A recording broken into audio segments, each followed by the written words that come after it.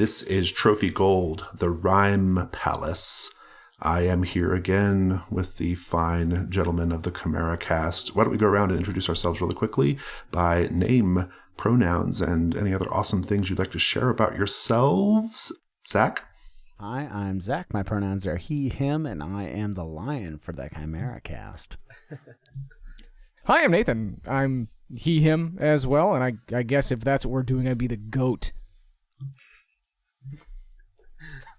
I'm JD. My pronouns are also he, him. I am the dragon of the Chimera. Hi, I'm Ryan. My pronouns are also he, him, and I'm the snake ass of the Chimera. The last member added. Good. And I'm Jason. I am not a part of the Chimera at all, but I am the publisher of the game we're getting ready to play, and I'm really excited about doing that. I think we should start by introducing our characters. I want to begin with the returning character. Nathan, give us a rundown of Ezio. I'm playing Ezio, who appeared in the last campaign that we played. Ezio is a scumbag, I guess, is kind of the easiest way to say it. He's obsessed with his own hygiene and appearance, even though he's kind of short with a widow's peak and wide eyes. He looks like Peter Lorre, and he talks like Peter Lorre. In the last campaign, he barely escaped with his life after seeing a crow god and a man turn into a werewolf. He's been through some things. I'll just go down the character sheet if that's okay. My backpack equipment, I have candles, a mirror, and perfume, which I apply liberally. I have a chained shirt from our last adventure. Because I learned that I actually need to wear armor because I get messed up. I have a runed stiletto, so a stiletto with a series of runes in it. I believe I bought it for a price. I think it's pretty. And that hasn't come up yet. I maybe want to do something with that, with the runes. My occupation is a lockpick, which gives me acrobatics, security, and surprise. My background is a liberated prisoner. I'm thinking white-collar crimes, maybe attempting to bribe somebody or something like that. It hasn't come up yet. If we explore that, I'll come up with something at the time, but I don't have anything in specific yet. And that gives me the skill deals. And my drive is to retire in the Rose District of Amberay. I wish to retire in comfort. I look to make enough money and, live the days of my life drinking champagne and buying things. The rituals I have are darkness and mirror. That, respectively, darkness allows me to snuff out light with a living shadow, and mirror allows me to take the form of a known person or animal. That's it. Fantastic. There's something poetic about you starting with your equipment to introduce your character. It was because I had scrolled down on the character sheet and wasn't thinking about it, and yeah, actually, there is exactly how you would think of Ezio. We start with the things that he has. Indeed, the fates ensured it worked out that way. Let's go to, I'm just going to go in the order of the sheet now.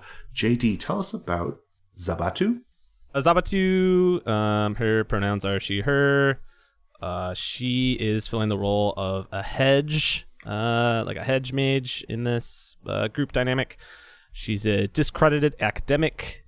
Her drive is to hire 100 chanters to perform the ritual that will bring forth the scion. I'm sure that's for a good reason. So my skills then, curses, improvisation, spirits, and disputation, which I think means arguing with people. It does indeed, yeah. My rituals are unravel and rewind. I carry with me a cage of 3 rats, a flute, and a pot of honey. And then my combat equipment, I have spell sewn wrappings. So basically these are wrappings with spells written on them wrapped all around me, so she kind of looks like a mummy. And then she has a clawed gauntlet on her left hand that she uses as a weapon. Nice, I love it, thank you. And Ryan, tell us about Sergeant Bruno Ellisik. Bruno his occupation is that he's a ranger. So his skills are beasts, hunting, and traps.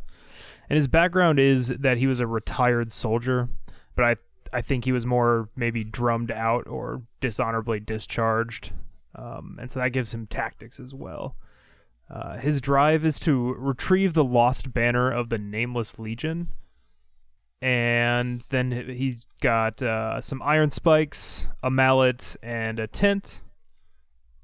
And then the 2 rituals that he has are Kindle and Summon. Nice. Sounds very nice. Thank you. And let's go to Zach and Lord Dion Devanos. How do you want to do that? I am playing Lord Dion Devanos. Devanos. My occupation is a royal. Obviously, I am above those around me, and therefore they are subservient to me and perhaps my squires. My background is a forlorn romantic. Perhaps anyone who is listening here now understands the true drama of reading great poetry and having to exist in a world that is not that which they have read. So I have taken the background of a forlorn romantic, and my drive, of course, in the forlorn romantic way, is to fund a voyage to the end of the world. I have grown beyond such subtleties as becoming a king or a monarch, and I wish to explore the last expanse of existence. I have chosen a singular ritual, which will be glamour. My equipment is the finest silks from the Rose District that make up my make in which I encounter the world. They are beautiful and made from such riches that envy Ezio. And my rapier named Heart Piercer, the manifestation of true love. One can only be so truly blessed. I also have in my backpack, if I have to gather myself, an hourglass that has 10-minute markers, and some numbing herbs for my dear friends who maybe need to feel less pain, and a sewing kit with which I make beautiful silks for myself and for others. you sew fabrics with your sewing kit. I love it. Of course. It's good. I like that of all the characters, sorry, it's going to take me a minute. Lord Dion is the only one who's never had a job. So that's pretty great. Absolutely not. What? So the incursion that we're playing is called the Rime Palace. And here I want to clarify that when I say the Rime Palace, that's rhyme spelled R-I-M-E as in frost, not R-H-Y-M-E as in poetry. The Rime Palace, or the Frost Palace, if you will. You've heard rumors that there is such a place in the far frozen north, that it is the former home of a group of noble fae. And these rumors indicate that these fae left behind all of their riches. And of course, all of these riches are how you all are going to satisfy your drives, right? Satisfy the things that are making you press ever deeper into the dark and forgotten places of the world. And so you've headed to the frozen north. You've heard that the way you reach the Rime Palace is through a legendary boat called Ardken. And so you are here in the rumored location of the Rime Palace, attempting to find the boat Ardken that will take you to the palace. And that is our first set. Our first set is called the Teetering Graveyard. The set goal of the Teetering Graveyard is uncover and set sail on the Bone Ship. Nestled in a mountain cleft, the Teetering Graveyard is an ancient site where many mounds of bones, human and otherwise, have been piled up. Scholars speculate that these were offerings to long since forgotten gods. You're here following up on the rumor of Ardken, the ship of bones, that will take you to the palace, and you're hoping that the ship is somewhere here in this boneyard. I will tell you that this incursion has the theme of fragility, and the first sort of inkling of this we get is as your characters are walking among these large, almost titanic piles of bones, there is this almost like a cheery crunching sound beneath your boots of bones just crunching underneath. It's almost like bubble wrap, pleasant to pop. It's like that. You're just like stepping on these bones and they're just like crumbling away, and the whole place is very distinctly odorless, almost like whatever bleached these bones also bleached away any smell. It's almost a clean smell. Of course, it could also just be the cold numbing your senses. But you're aware of two things. I've described these massive, tall mounds of bones, and they're quite big, like they tower over you 3 or 4 times.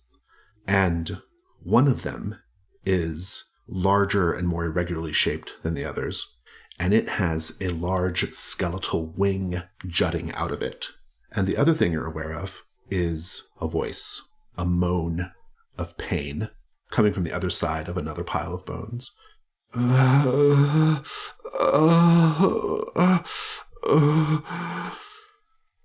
think I'm going to go around the table, and before I ask you what you're doing, I'm curious how your characters are coping with this cold place. Like, how do you look different than normal? How have you prepared for this weather? Whoever has an idea, chime in. A beautiful weasel-based ring around the outside of my neck. It's the top of my cloak. It's very nice, and I've tucked it in warmly. Maybe everything else is eaten by the cold, rimy frost of the wind, but you can bet I'm holding close to the furl around my chiffon. Fantastic. Sabato. Zabatu is unaffected. She stands with her robe open. Just the wrappings that cover her body must somehow keep her warm as well. Wraps all the way up to her neck, and her long black hair is left drifting kind of in this cold air, this cold wind. She's not shivering. Her cheeks aren't even rosy at all. Sergeant Bruno? Yeah, I think Sergeant Bruno has started to grow out his beard a little bit, and it's like thicker and curlier than it normally is. And he's got on one of those, like a fur-lined hat with the like floppy ear things that come down, and he has it tied under his chin. He's got a thick woolen coat on. Like, everything is very much practical. Nice, thank you. Ezio. I have found the most ancient of ways to keep warm, which is whining. Very good, yes. I am woefully underdressed. A cloak, perhaps 2 cloaks, and a scarf which trails behind me in the wind. And I have not shut up about how cold it is. Let's just have that scene. Let's just days. have that scene right now. By the gods, does it get any warmer when we get there? The 3 of you have promised me that I will not be cold for very long. Dearest squire, when I had I'm not your squire. brought you under my hood of good favor, I had hoped that you wouldn't complain so much. It is beautiful here. In this cold apocalypse, maybe you should look into yourself and find the heart fire of warmth.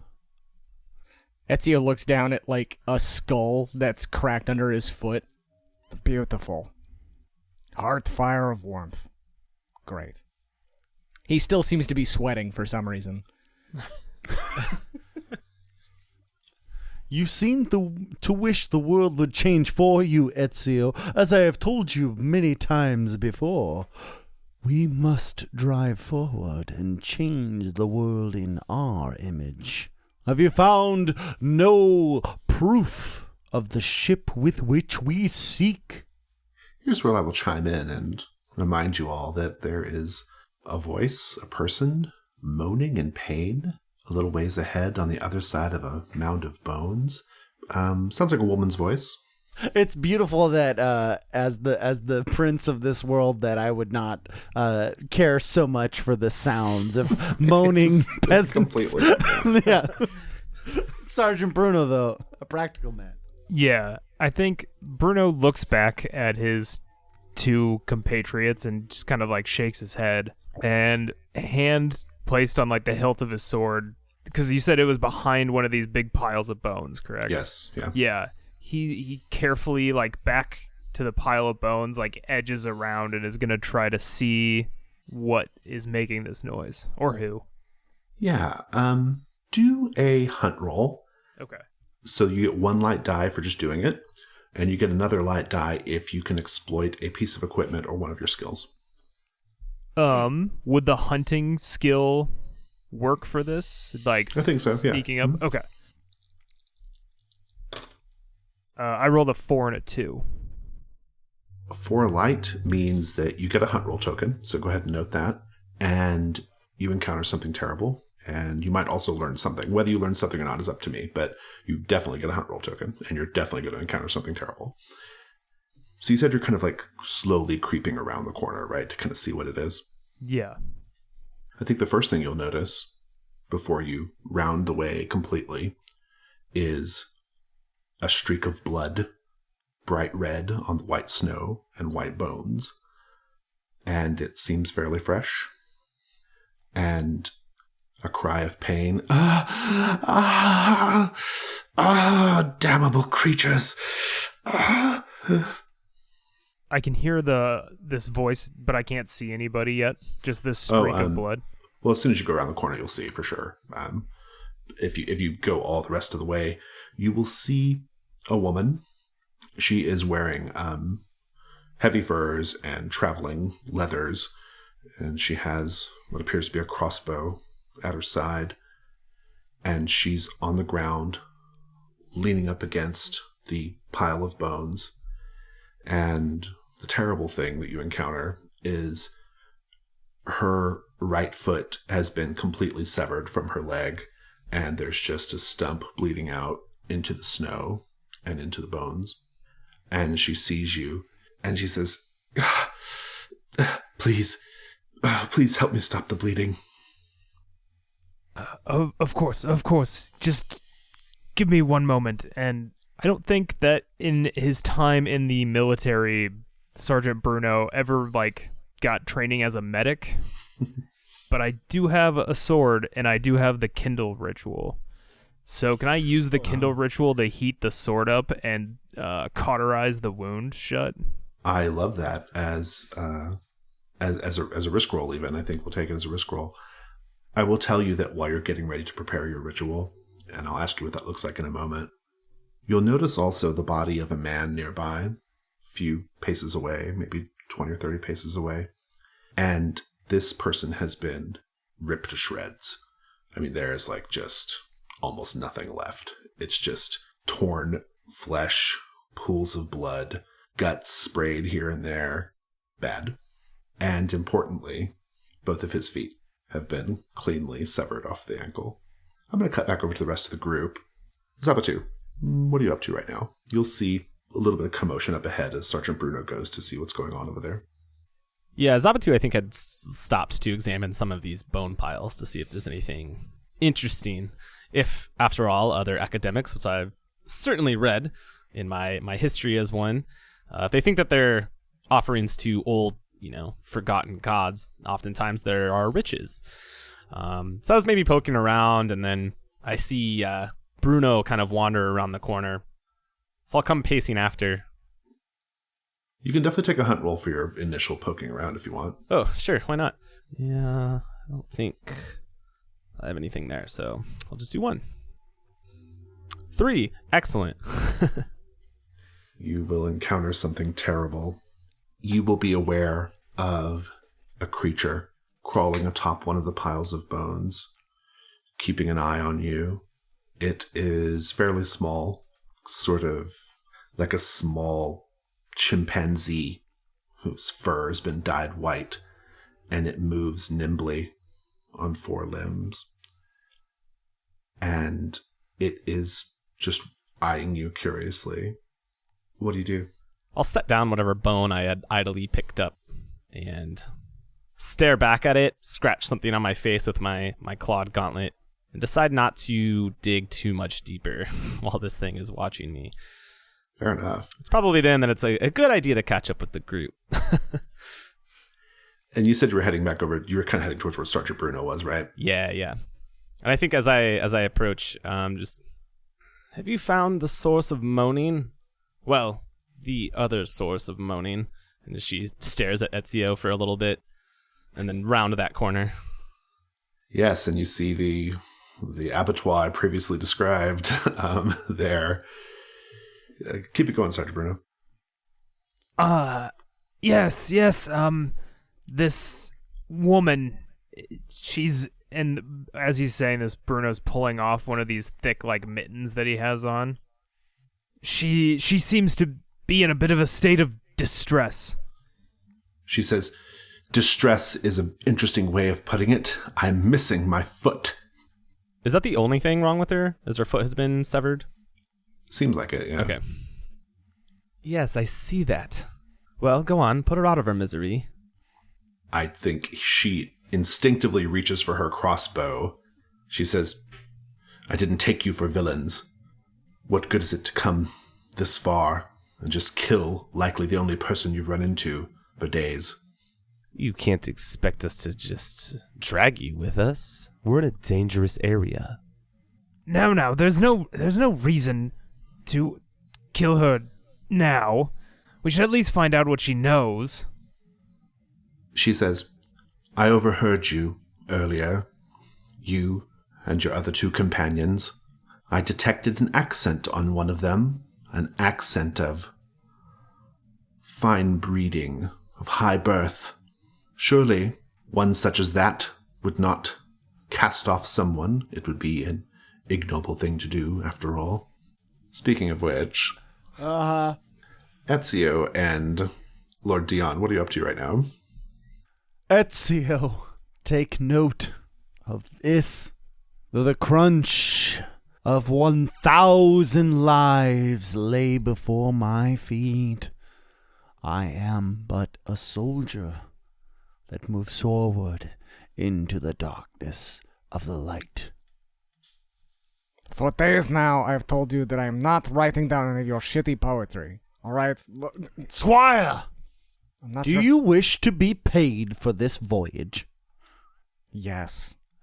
Then I require you to take my great musings and turn them to print. Well, perhaps your great musings would be better if you investigated some of the things and perhaps we were a little bit more quiet. Quiet! Squire, I must do the thinking for both of us, for it is a heavy burden that I carry upon my back to think. Do you not hear the ocean speak to us? It says, come to me, and I wish to come to the ocean. We must find this great, marrow-filled boat that will take us across it.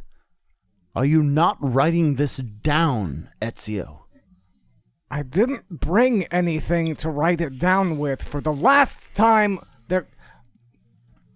Look, they found something. What? Come on. They may have found the boat. There is a voice that cries out. She says, Noble sir, I require your assistance. I require your aid. Do you hear that? A maiden requires our assistance. Follow, go. Ezio, I am behind thee. Of course you are. As Ezio runs up around the corner and is made aware of the situation. So, Sergeant Bruno, are you actually going to help this Yes, yeah. markswoman? So what does this look like? What are you doing? So, as I said, like, Bruno's pulled off this mitten, and I think the camera sees across the back of his hand are, like on his knuckles, these star tattoos, and one of them is a bright red color where the rest of them are black, and Nice. he presses down on this bright red star with his other hand, and slowly fire begins to, like, pool in the palm of his hand, and he runs the blade up and down and bends to press it to the stump of her leg. I love it. Let's do a risk roll. You've stated what you want to do. You want to cauterize the wound using the ritual. That's great. Now we each get a chance, everybody but you, Ryan, we each get a chance as players to say what we think could go wrong if you fail the die roll. So, who has thoughts? I got one. As you create this fire that something else is attracted by the heat and is thawed from the ice. That's pretty good. I'll say that you lose control of the magic and you immolate her. I think you could melt your sword.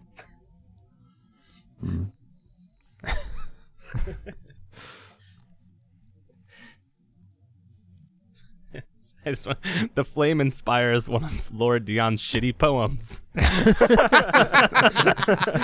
That feels like a devil's bargain to me. Yeah, that's a devil's bargain, friend. But if you don't have anything to offer for failure, No, that's I'll perfectly pass. fine. I'll pass. Perfectly fine. Let's take a look at dice. So you get 1 light die if you have a relevant skill or piece of equipment, or if you're using the environment in some way. Okay. Does my sword count in this, or It does. Actually, Okay. it does, yeah. So that is 1 light die. And then Devil's Bargain. I do like the Devil's Bargain of the Fire Inspires. Lord Dion. I actually did. Poetry. But everybody gets to make an offer if they wish. I do like that one, though.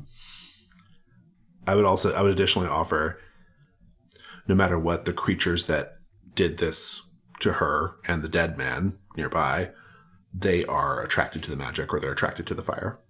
Okay, so then do I pick one of those, or as a table do we? You got 2 yeah, you can have as many offers as there are people, other people at the table. So but you've got 2 offers right now on the table. I think if whoever hasn't offered one wants to speak, they can. Otherwise, it's those 2.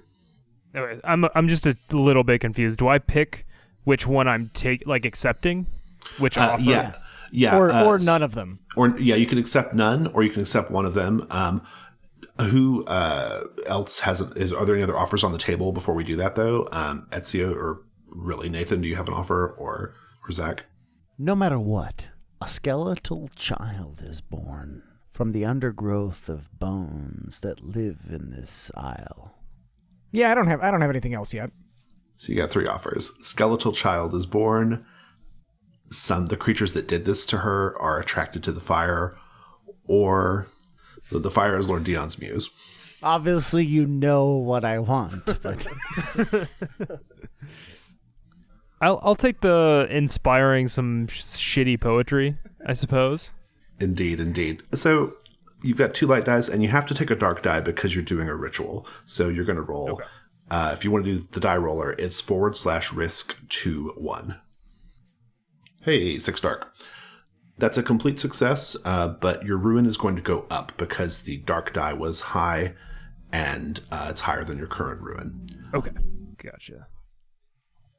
I think the ruin increase is basically coming from the fact that your own hand lights on fire for a little bit, and it just physically hurts you while you do this. But go ahead and describe it. What does it look like? Give me the whole scene. How do you save her? Yeah, so I think as this fire spreads across my palm, it's almost like when liquid oil starts to burn and it spreads in that waves across my hand, and you can see beneath the flame my flesh is bubbling and blistering. And I heat this sword up until it's cherry red and bend down, and even just that close of proximity to the ice starts to melt, and the water pools under her leg as I bend down, and there's just that searing flash and the curling smoke of her leg being seared shut. I think that, there's a scream of pain from her initially. She's gone flush. She probably grips tight onto Ezio's leg to sort of work through the pain a little bit, right? Oh, Ezio's gonna put the corner of his robes into her mouth for her to bite down on. Oh, good. Yeah, like that. Yeah. But it's done. You save her. I also want you to take the condition scarred hand, because your hand is kind of scarred from the fire. She'll say, after she kind of catches her breath, she's kind of, she's like, Thank you. I was here with my husband searching for Ardken. I gather that's what you're here to do as well. To find the Rime Palace. Oh no, is that your husband? Ezio, now is maybe not the time. Oh, come on. We're trying to understand what's happening here, right? I'm sorry. She says, we were attacked by these creatures like apes, but with white fur and mouths full of razor-sharp teeth. And she looks down at her foot.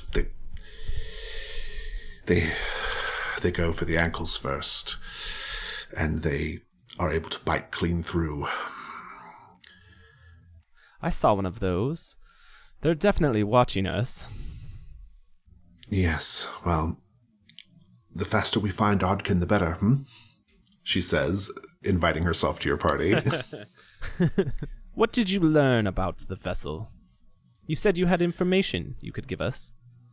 Nothing here. I'm sure I'm following up on the same rumors that you've heard, that hundreds of others have likely heard. Listen, I will perhaps be a bit of a burden with just 1 foot, but I'm an excellent shot. I used to serve in the King's Guard, and, well, just prop me up against a wall and I can take out any comers. I imagine her, like, kind of climbing herself up Ezio's cloak. Oh, yeah, to stand up, yeah, absolutely. Okay, all right. And Ezio puts, like, an arm around her. Okay. And she looks at you, Ezio, and she says, you have a rather fancy smell to be so far north. Thank you. So, where are you from? Oh God, Nathan had never thought of a name. You could say Ambre or Fort Durin or nothing. We come from Fort Durin. I'm sorry, what is your name? Editha is my name. And that is what's left of my husband. He protected me. He threw himself at them in order to protect me. I hope that I am at least able to make his sacrifice worth it. And perhaps with all of you I can. Ezio makes the strongest face he can, jutting his chin out a little bit and looking toward the sun. I'll make sure that everything goes well for you.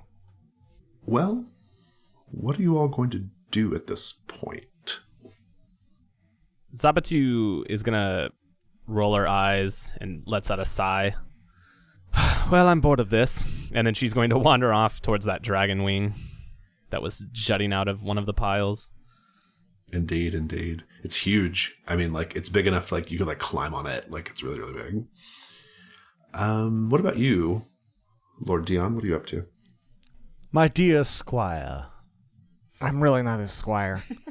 have you asked the new recruit what we may garner from them as far as finding the boat? New recruit, what do you know of the great boat in which we seek, the skeletal frame, its great wings that carry us forward? My lord, as I said, we did not get very far in our journey, in our exploration before we were attacked. I'm afraid that all I have to offer to you at this time is, well, my very, very good aim. Good aim and a mouth to feed. I'm curious about the poetry. Yeah. Inspired by Bruno's burning hand. Some would say that we have christened thee with a life, a gift that shouldn't be. I hope that you are worthy of something greater than yourself or what you had hoped to be. For love does not end in life. Oh no. and it extends beyond that. For love of another could be given as better love to someone more superior. What I mean to say is, I hope that you are willing to give yourself up to find what we all seek. Squire? She looks at you, Sergeant Bruno, and she says, "He does go on, doesn't he?" Oh, it's horrible. Unending. Sergeant, please. I would never end without a need. But I think Sergeant Bruno's just pinching the bridge of his nose like, oh my god. can you not help us find what we are seeking, woman? Sabatu, you said you were going to investigate the pile of bones with the wing. Yes, I am. This pile of bones with the wing sticking out of it, it has an irregular shape. It's almost like a distended shape as compared to the other piles. And then, of course, the wing itself is enormous. I mean, if you were to lay down, you could lay down across it like probably 10 times on its like longest point, right? I'm curious what you do. She stops for a bit and admires it, I think, more than anything. That would have been a magnificent creature. It's in the pile, right? So I'm going to start clearing out some of these bones to see if I can just figure out really what it was from. Was this really a dragon, or was it something else? Go ahead and make a hunt roll. Let's see, am I using anything? You definitely improve your chances if you add that second die. And you can also pull a piece of equipment from your open slots as well. So one of my skills is spirits. So I'm wondering if there's the potential, coalescence of sacrifice spirits in this kind of area. Oh, yeah. I try to feed into that and listen, and I only start moving bones when I feel that those spirits have long since departed. No, I love it. That's great. Go ahead and do a hunt roll, 2 dice, since you're sort of attuning to the spirits of this place, right? Oh, 3. Well, so what does that look like initially? Like, give me this sort of like a little bit of the fiction here. Yeah, I crouch down and close my eyes, and I start running my ungauntleted hand kind of through the air and feel the trickle of this ancient, bone dust kind of flowing around my fingers, like I'm moving it through, some sort of shifting breeze. I avoid places where it really coalesces around my hand, and only dig in places where I feel the spirits have completely settled. I will tell you that you are going to learn something. You will learn that there is, beneath this pile of bones, there is something incredibly ancient. There is a spirit or a force that is perhaps older than anything you've experienced or sensed up to this point in your career. I'm curious how you know that. What does it feel like? Rather than bone dust moving as I move through that spirit like the rest of these old lost souls do, it pulls whole bones away from the pile as I kind of pass through without even touching it. Nice. Regrettably, Ezio, I think you might be the first to notice. If you kind of pop your head around the corner a little bit, you'll see several, say 3, of these white furred ape creatures crawling practically on their bellies, like on their hands and feet, but very, very like low to the ground, like spider crawling almost. And perhaps it's because Zabatu is in a fugue state of some sort.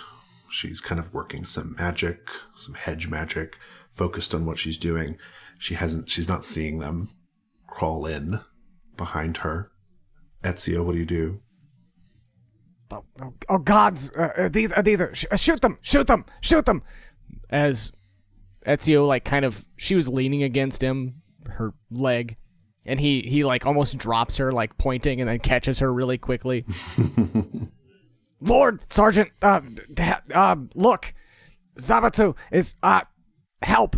Editha will say, "My lord," to you, Dion. To battle. To battle! Go forth! Protect my citizens! Sergeant Bruno, what do you do?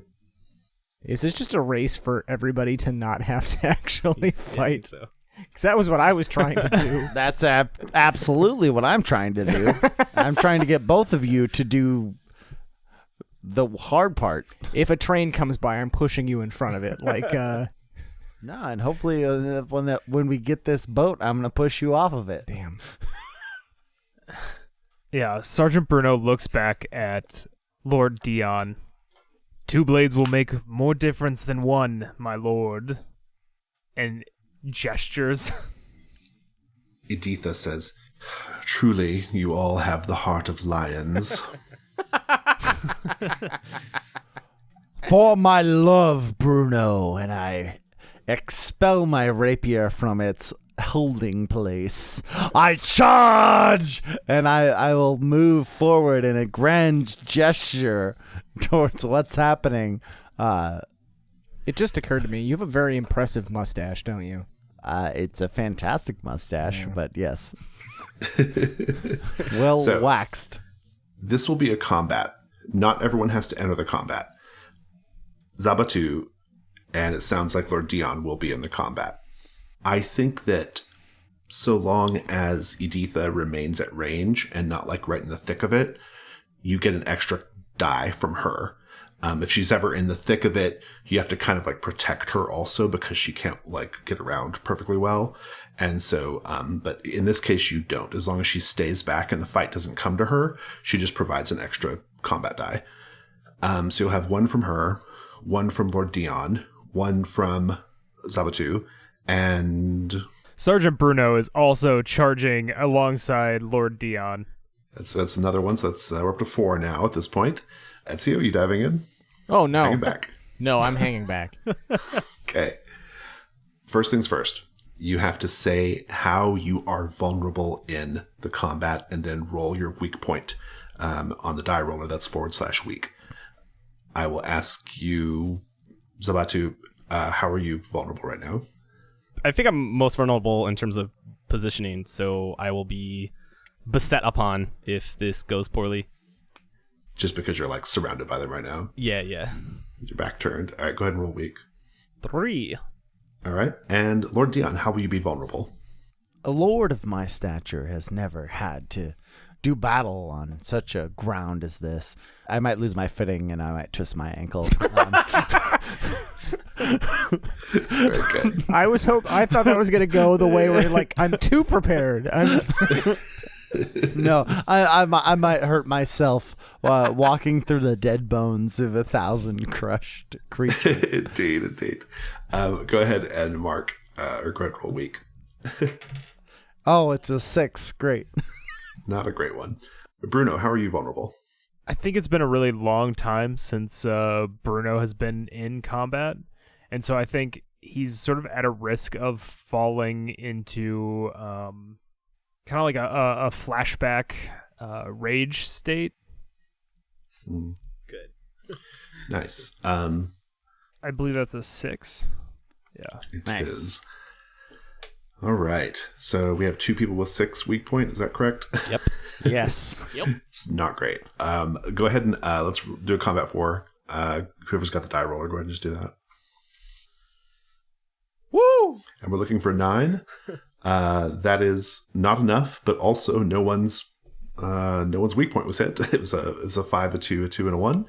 So let's just have a round of combat, but you haven't won yet. So kick it off, Zabatu. Sure. I think as one of these things, Scamper is the first one to kind of lunge out, the greediest of these pale monkeys. I'm just going to lash out. It draws me out of my sort of trance-like state, I think. My awareness sense. Perhaps I even sensed its spirit coming upon me more so than I even was aware of it physically. But without thinking, Zabatu just lashes out with her left hand and slashes across it. Bright cuts in its fur standing out against the white as it flies away from me, at least momentarily. Nice. Love that. Keep it going, Bruno. Yeah, so Bruno has his father's cavalry saber out. And I think he wades in, kind of going for these ape-like creatures, hamstrings or elbows with the like big, wide, slashing cuts, almost dancing.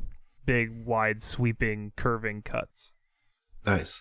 I'm going to take Aditha. Lord Dion, I think, as you're like kind of ambling bravely to the fight, one of the creatures like leaps at you, like it like kind of just jumps, right?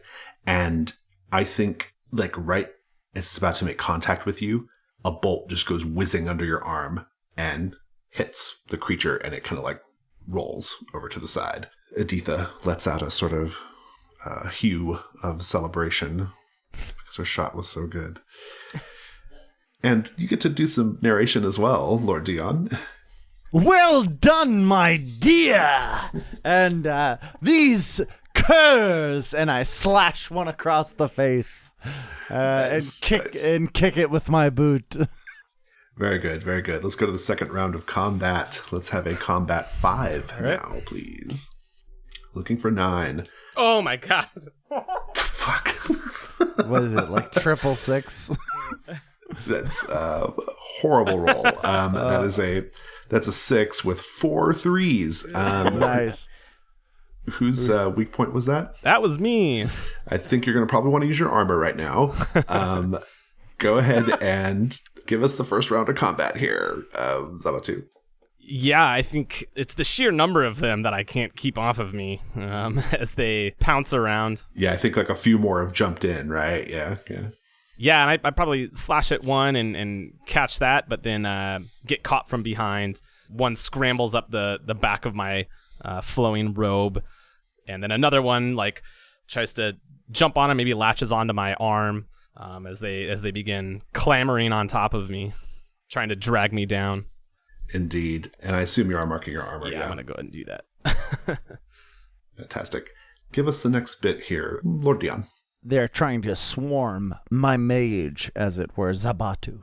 I must make a meal of you! And I grab one around the neck, and I choke it. And this is kind of a scene that's a little bit unholy.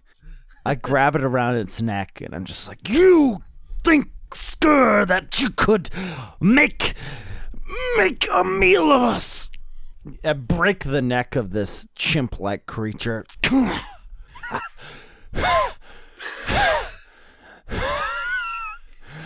You are nothing to me. Bruno, keep it going. Seeing Zabatu sort of surrounded and piled on, he races past Lord Dion where he's strangling one of these creatures to death and just kind of starts laying into this pile of ape creatures, trying to get them off his companion. Fantastic. And Editha fires a couple more bolts into the scrum. We're up to 6 combat dice. Hopefully this is the one that will do them in, and hopefully not one of you will be done in as a result. Hey, that's a great roll. A 5 and lots of 4s and a 2. No weak point, and you win. Let's start wrapping this up. I think Editha, she just like catches one of them like just square in the eye. It's like its eye and brain just kind of explodes at the back of its head, and it kind of slumps down. Keep it going, Bruno. Kill some. This pile that's on top of Zabatu, he's just going for like heads are flying and cutting off. It's less defense than like defensive offense, just cutting out arms off and anything to just get them back. Nice. Lord Dion. Lord Dion wrenches the neck from the sad shoulders of this creature. I have no time for this! And I grab the head of it and I just hurl this unlivened body into the other one, and I pull out the love of my life and stab it through the eye. I have no time for you! And finish this up, Zabatu. I think what finally happens is a couple of them, the ones that have latched onto Zabatu, try to bite down and start trying to tear through her wrappings, and they just dissolve into goo as my wrappings protect me and prevent me from being consumed by them. And they just kind of melt away into rotted bones and gore and slough off. Nice, good. Let's roll some gold dice. You get 9 gold dice for this encounter. Right. Ooh, let me roll them. Yeah, I'm sure they all just roll like trash. 2 gold, y'all. 2, not bad. Yeah, all great. 2 out of 9, not bad, boys. It's better than I'd have done. Statistically speaking, it's not bad at all. So you're going to get, you will be able to harvest off of these creatures 2 things worth 1 gold each. You have to sort of say what that is. And then importantly, you have to name these creatures. They have to have a name. What are you going to call them? Snopes. Snopes. Is that like snow ape?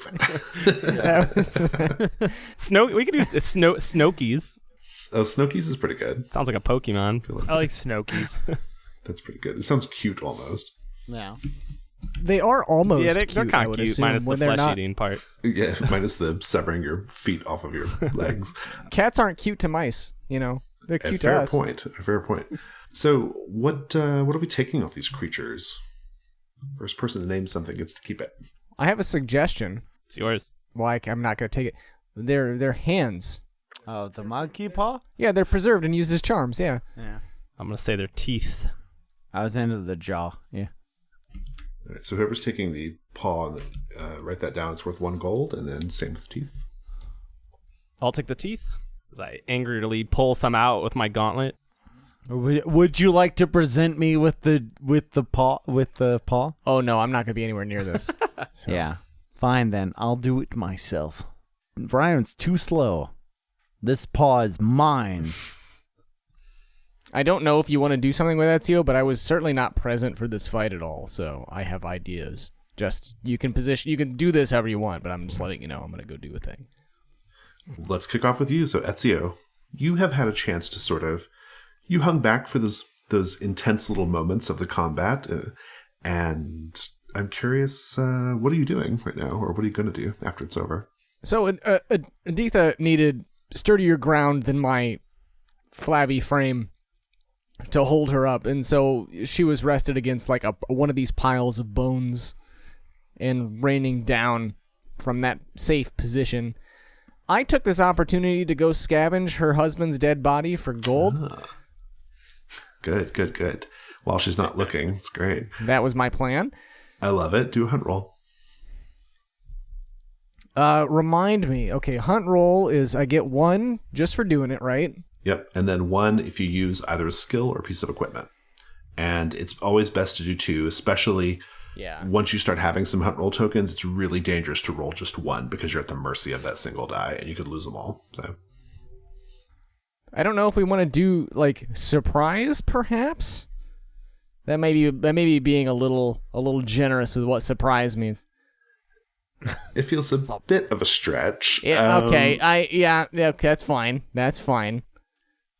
You have a mirror. Maybe that could be helpful. Oh, I love that. Okay, I like that a lot. I am constantly checking behind my shoulder using the mirror to make sure that nobody is looking at me to see me robbing a dead body. Good. Roll 2 dice.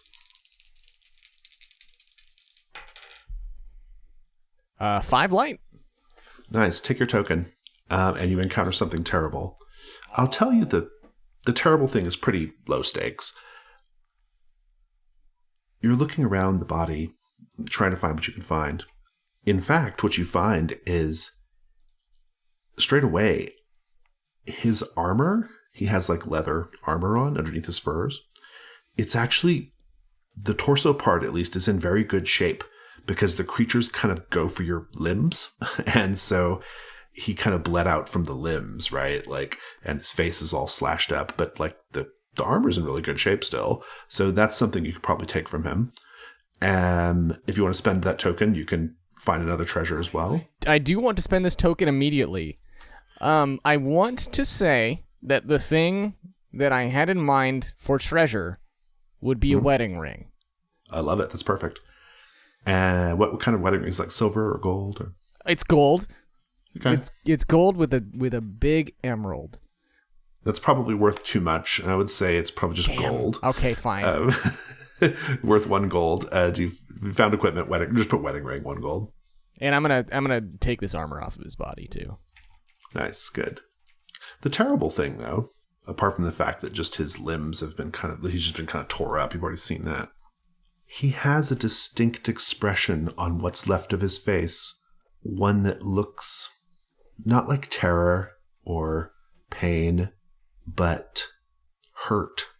Like the last thing he saw was something that really, really disappointed him. What do you do? Ezio studies his face for a while. Realizes slowly what that look means and turns around toward Editha, who looses another shot. We're still in the midst of the battle. Yeah. Oh, no. The battle will conclude. You'll take some time to find the choice Snoky Paw and enough teeth that are reasonably intact and sellable. And we still have this pile of bones, which you haven't really had a chance to investigate too much, except that, Zabatu, you know that there is something incredibly ancient, a very, very old spirit of some sort beneath the bones. Let's just pick up that scene from there with everybody. Zabatu is plucking teeth or tearing teeth out of gums with her clawed gauntlet and pocketing them in a little pouch that she keeps in her robe. Appreciate your assistance, Bruno. Course, can't have you getting torn to shreds just yet. I do rather like my feet.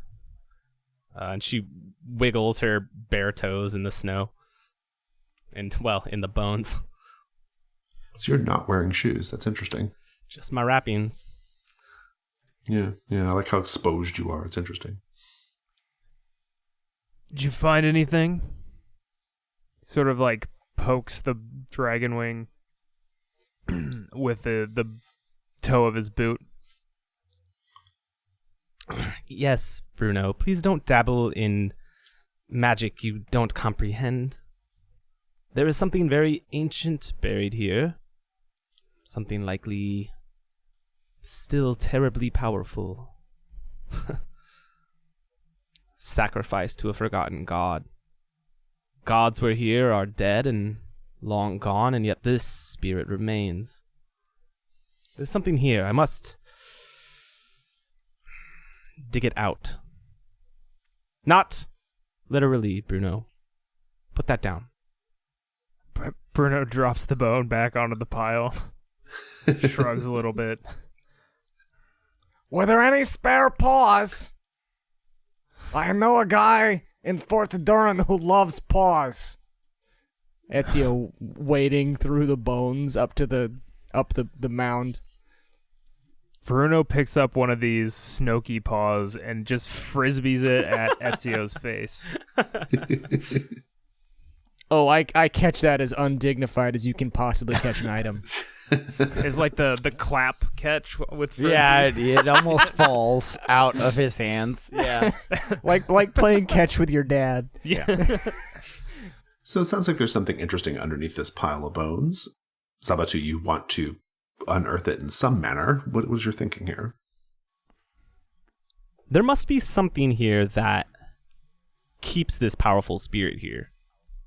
I'm going to start poking around, as it were, to understand maybe a little bit more about the ritual manner of however these things were sacrificed. I'm beginning to wonder if these bones have been sacrificed here, not as the sacrifice themselves, but as a means to keep what's actually being sacrificed in place, as it were. Something along those lines. I'm going to try to understand the how these things would have been ritually offered, perhaps. Or perhaps there's something to the pattern of the way that the bones are outlaid. Yeah, good point. I like that. That's definitely a hunt roll. What do you think for your dice? I have curses. I'm not really sure if this thing is cursed to be burdened here, though. I mean, if what you're mainly trying to find out is whether whatever the thing is dangerous, then I think curses might be appropriate. That's not really quite what I was thinking. I'm pretty sure it's dangerous. Well, it's the ship, I think. Well, JD. that's yeah. Okay. It doesn't mean it's not dangerous. Yeah, fair. Fair point. I'm trying to think if there's another way I can get curses in here. Perhaps just the nature of this place being a curse in and of itself. Oh, yeah, like just a blighted place. Yeah, I like that. It's pretty good. I can only pull in one extra die, right? Even if I pull in something else, is that correct? Yeah, two is the max. 5! Finally.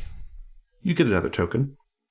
Interestingly, there's all these rituals that were performed here, allegedly, and all of these bones, this huge, massive amounts of bones, animal and people alike. But actually, in the same way that I described earlier, that it's like the odor of decay has been like bleached away, like it's no longer there, so is the blight of the place. It's surprisingly neutral, spiritually speaking. Either whatever happened here happened so long ago that it doesn't register anymore, or alternatively, it could be that this is a presentation of some sort, a display for people who come looking for Ardken. Doesn't feel particularly evil or dark, is what I'm saying. Well, that's very interesting. Zabatu is somewhat muttering to herself, stands up from where she was crouched over these bones as she was intrigued by them and turns to face the rest of her companions. I think this place is an illusion. A set, like in a play.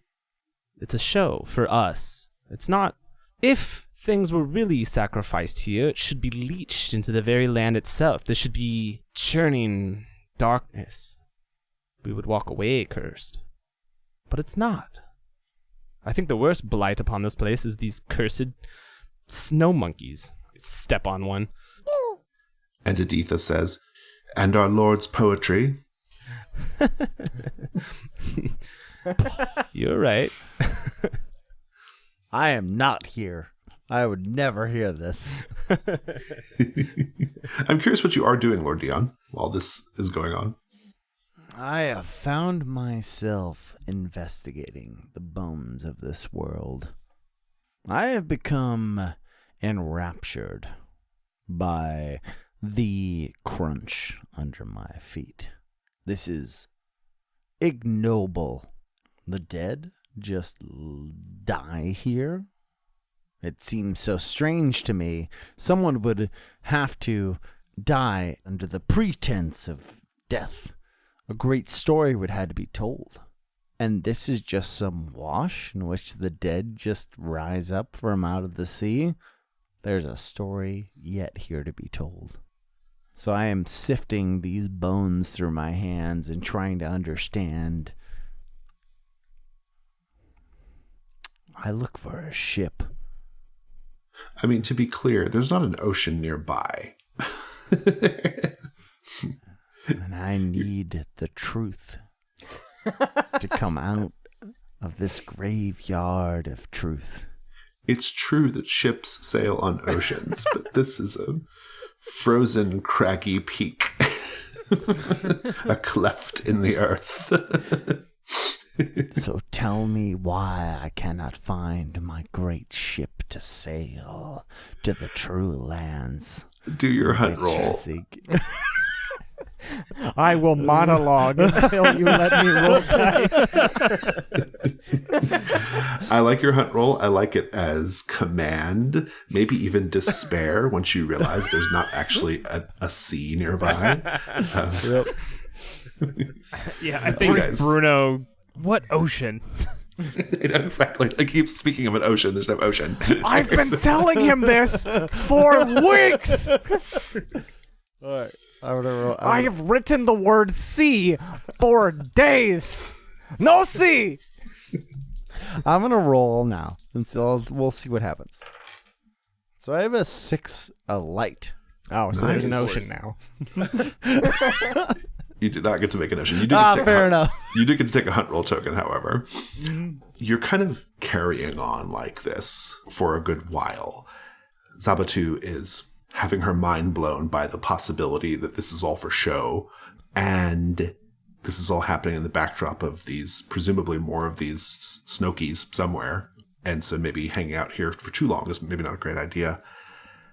Editha, oiling her crossbow, Sergeant Bruno and Ezio doing whatever they do, and some of the bones just start to slide down from this pile. Maybe in your ruminations, Lord Dion, you don't realize that you're kind of leaning up against it, and it causes a shift. And if you had rolled more poorly, I probably would have had a bone avalanche happen. But since you got a 6, the bones are just starting to slide down, and they're revealing the ship, essentially, underneath. The ship appears to have 2 wings on the sides. One of them is sticking out, the other is kind of folded in. And the ship itself, it's shaped like a ship, as best you can tell, but it's made of bone. The bulkhead, the great sort of body of the ship, looks like a rib cage, right? And the top is like mosaics of bones that are kind of formed to make like a top deck that you can stand on. And you can start to pull away the bones, and they'll just start to fall down and fall off, and you can uncover it, right? Zabatu, the ship is the ancient thing that you've been sensing. It has a life force of sorts. Lord Dion has accidentally stumbled upon it. Of course, the treasure falls into the hands of a royal who has done nothing.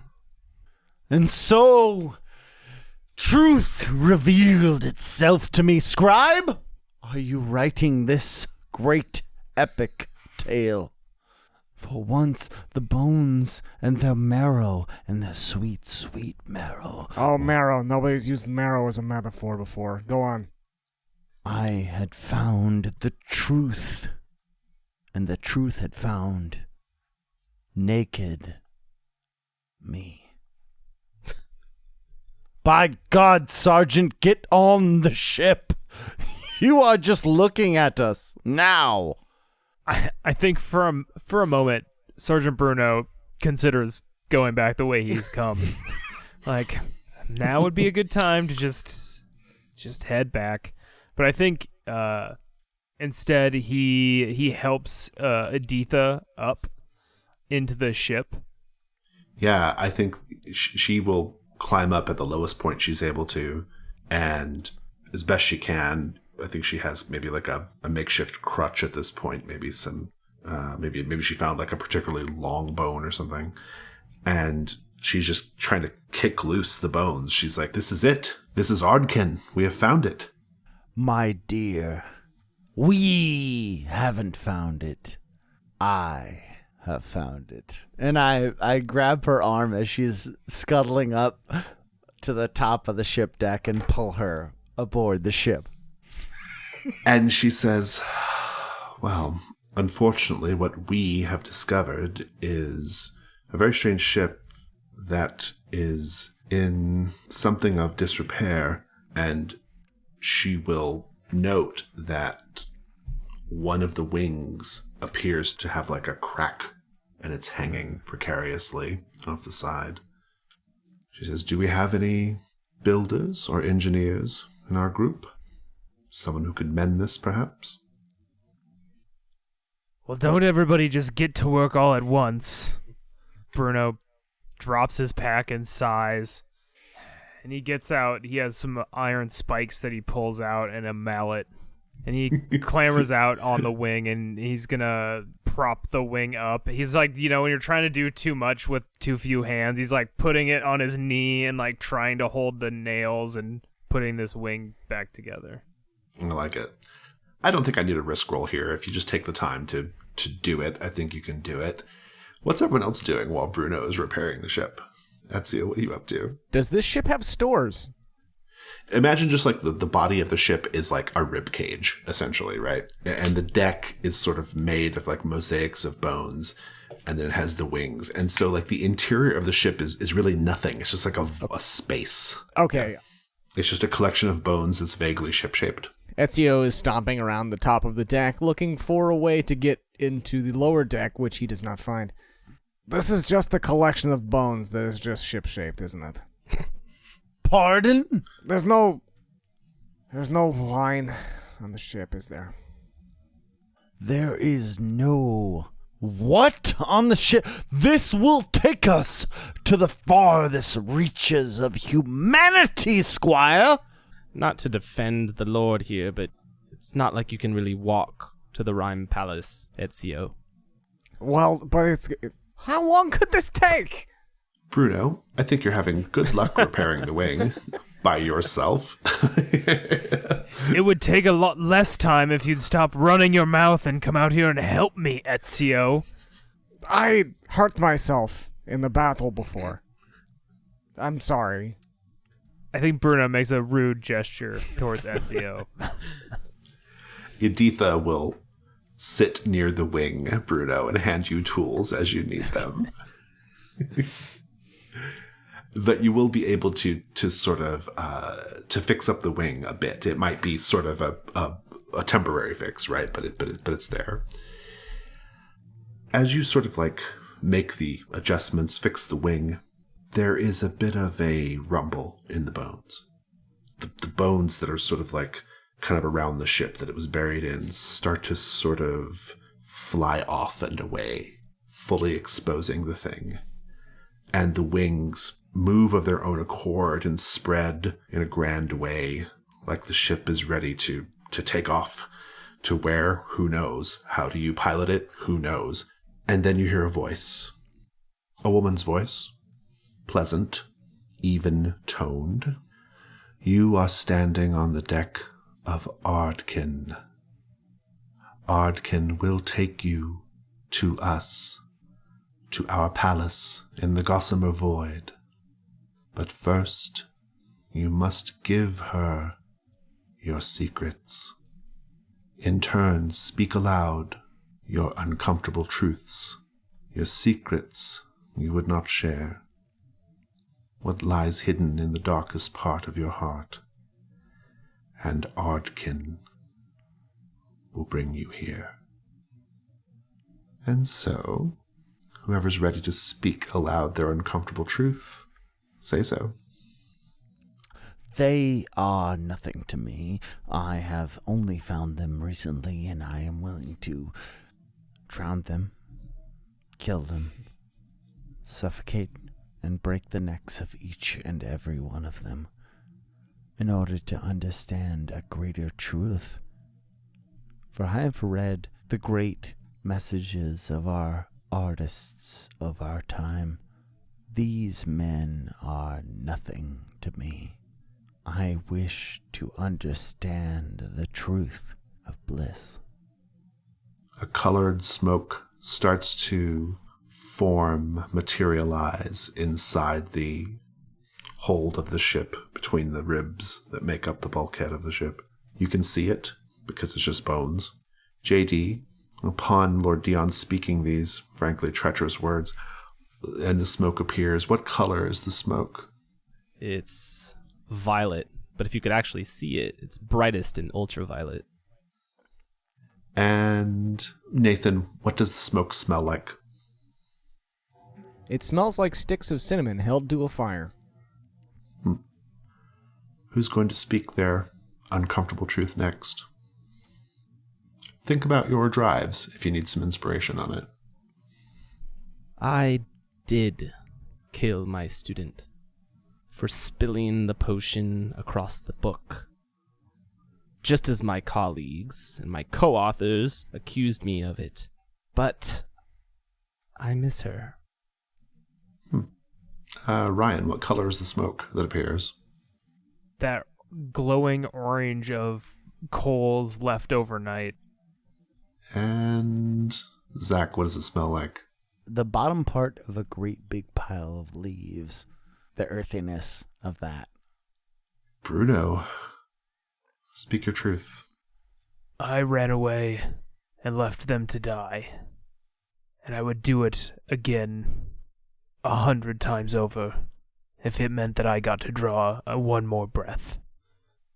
Nathan, what color is the smoke? Red like bricks. JD, what does it smell like? Fresh pencil shaving. Oh. Ezio, speak your truth. I crave and require human companionship. Yet I am determined and even destined to die alone. It's so sad.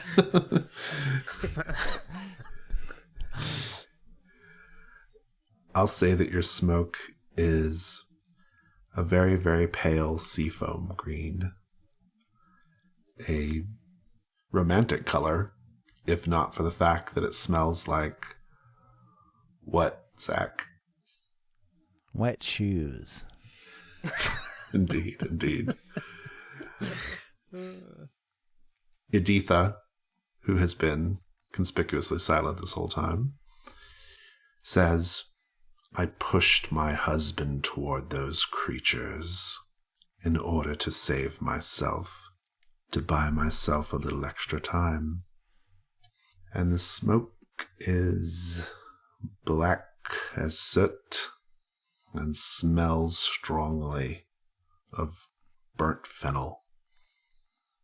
And the ship rises from the ground, except it doesn't really rise.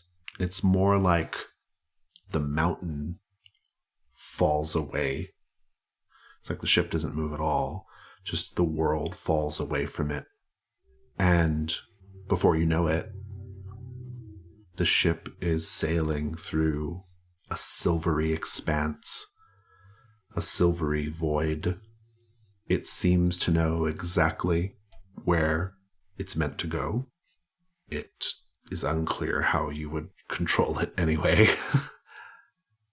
And you're on the ship for an amount of time that starts to become very, very unclear. You start to feel a little unstuck in time. It's as if you have been on the ship for just a few moments and a few months all at once. And at a certain point, you would start to learn how to exercise some control over it, whether psychically or some other way. You'll eventually learn it. How do you know, Ezio, that you are starting to have some control over the ship? Maybe just at the margins. Like, you can't control its general trajectory, but you can make it shift a little to the left, a little to the right. How are you able to do it? After the first few moments of terror and self-reflection, Ezio begins looking around and sees the world flying by. And out of panic or boredom or both, he twitches his little finger. And the ship bobs for a moment. And he raises an eyebrow and lifts his finger all the way in the air. And it rattles.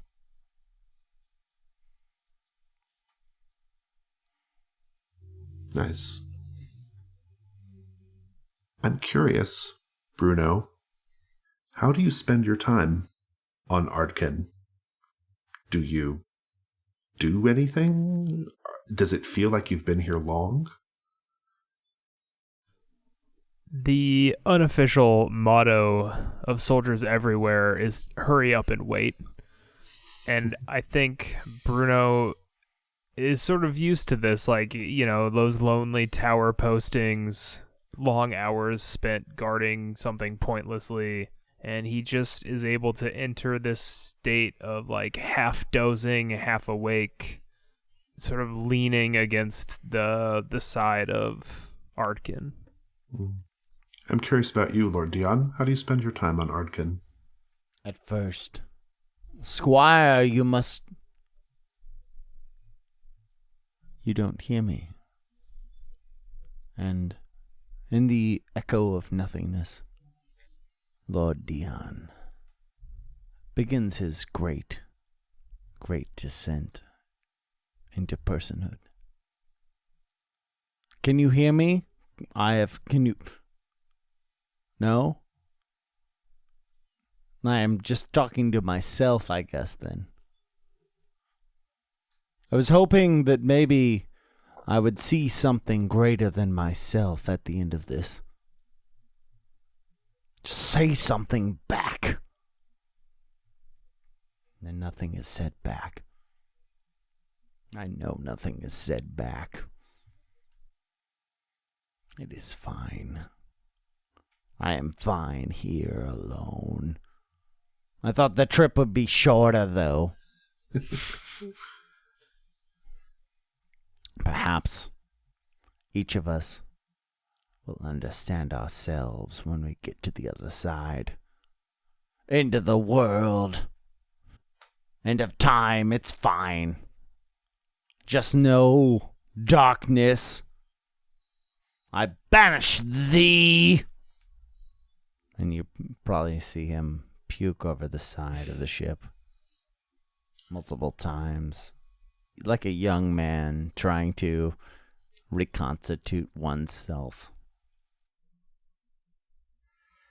Editha will come and find you, Zabatu. And she says, so you and I share something in common, it would seem. Being murderers and all. Oh, I thought you meant a hatred for the Lord's poetry. I must confess I have not seen or heard the Lord for some time. All of you just sort of go in and out. Yes, I have felt that too. Things are strange here as we traverse this stranger ocean. Yes. I have heard stories of places like this gossamer void. It is a medium through which to travel, a middle space between realms. I wonder if my husband's spirit traveled through such a place when it went to wherever it went. I suppose I could have looked for you.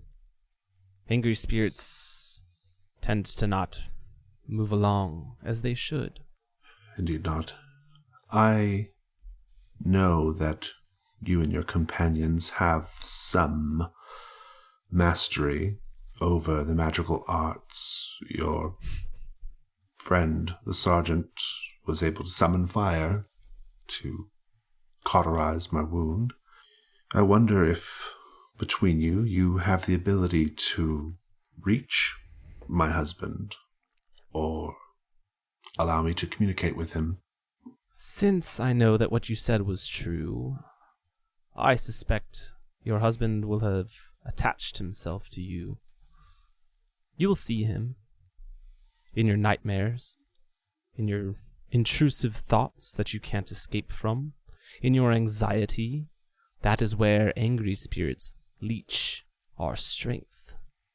Don't worry, you'll have plenty of time to speak with your husband. What a comforting conversationalist you are, Sabatu.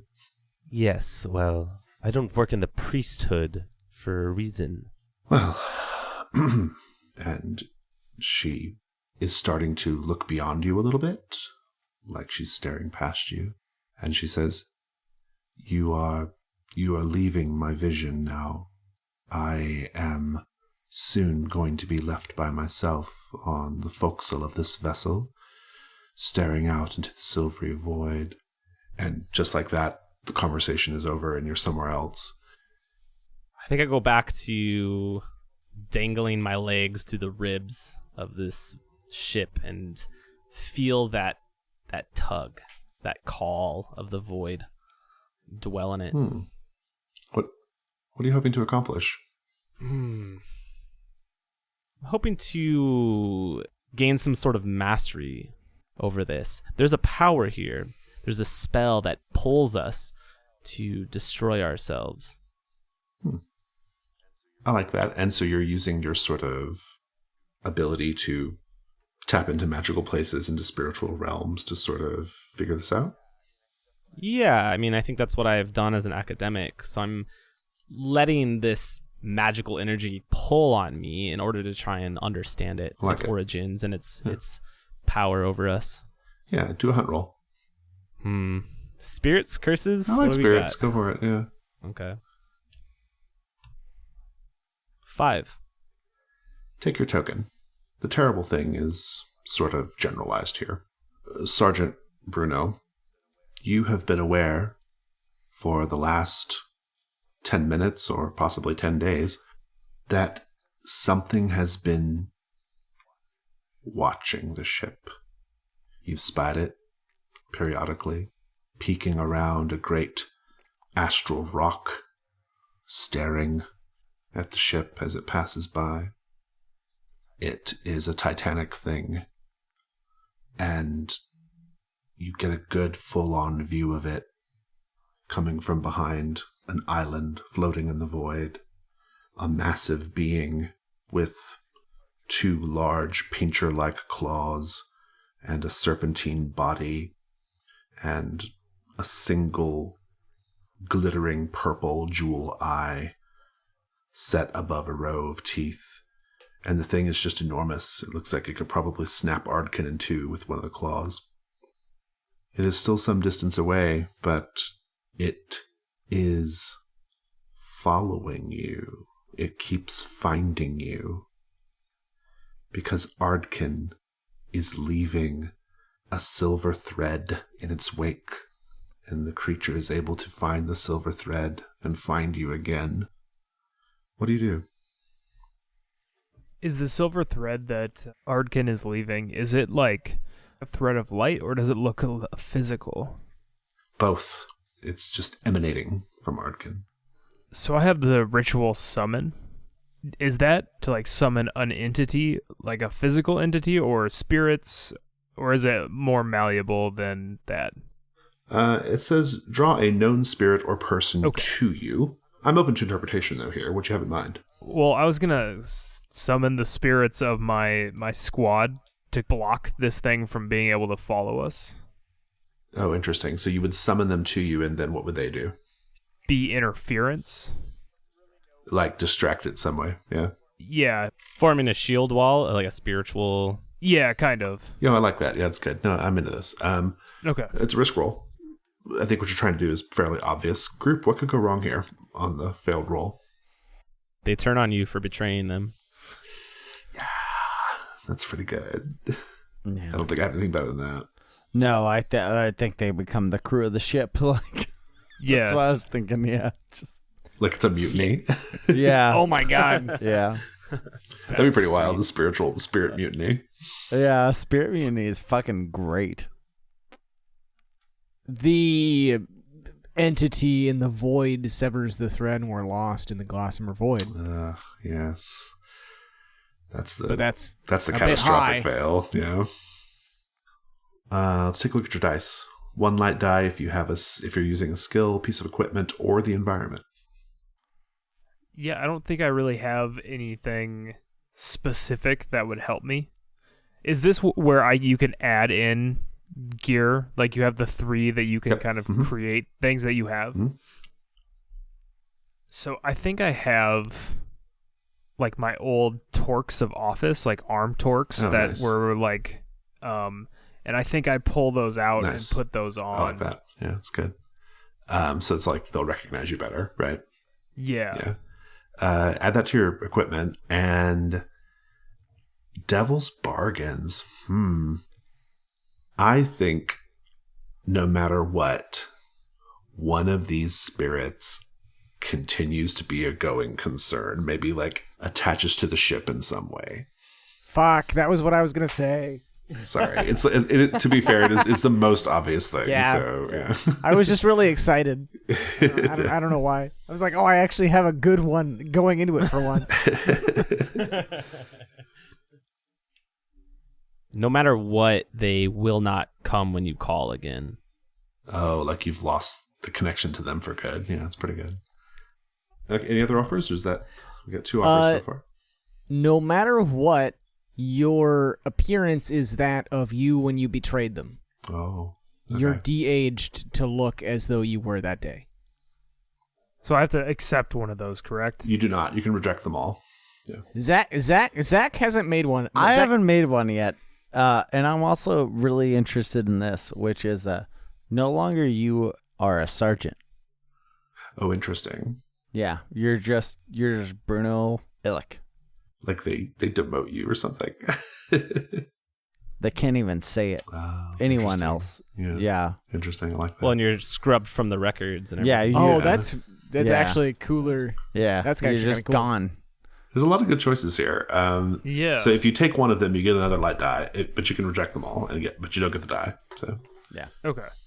I'm going to accept Zach's. okay. So you've got 2 light dice, and you must do a dark die because of the ritual. Nice. 5 dark. So my Ruin goes up. It does go up 5 dark, and I think the ruin is mostly just coming from the fact that this sort of psychological, spiritual damage of losing your rank and just this moment, right, is probably where that's coming from. But it's a success. There's a complication. If the dark die wasn't the highest one, you'd get to add a dark die and try again to get a better result. But since it is the highest one, it stops. The complication, my complication is going to be, I'm going with my devil's bargain. The complication is going to be that one of these spirits attaches to the ship. So Great. Yeah. But I do want to know what this looks like. This is a big moment. It's kind of the end of our session too. So like make it big. Get this creature off your tail. We're floating through the silence of the void, and all of a sudden there's distant thunder of cavalry hooves, and it gets closer and closer, like a star coming closer at first, just kind of this bright white that as it gets closer forms into these skeletal figures riding long dead horses, and they form a wedge, and you hear that ghostly clarion call of trumpets sounding as they drop spears down and charge at this thing, driving it back and away into the darkness again. Nice. Love it. I think the scene closes with the deck seemingly cleared. You don't know where your companions are at, Bruno. Just Bruno. Except you see one man that you don't recognize straight away, standing at the front of the ship, staring out into the void. His shirt, armor is removed, he's bare-chested, and he's absolutely drenched in blood, just covered in gore. And he turns to you, and he says, "I haven't forgotten what you did to us."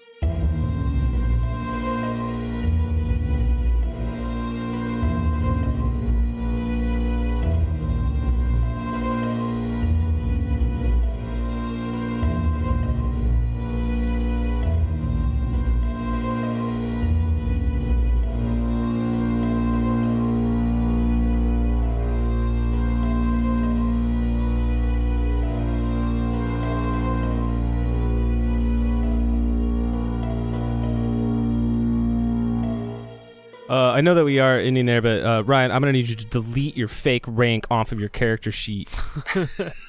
You are not and have never been a sergeant. Yeah. I like how it's like you were never a sergeant. It's like obliterated from like... Yeah. That's why, yeah. What terrible thing could possibly be in a pile of bones? It is my poetry, son.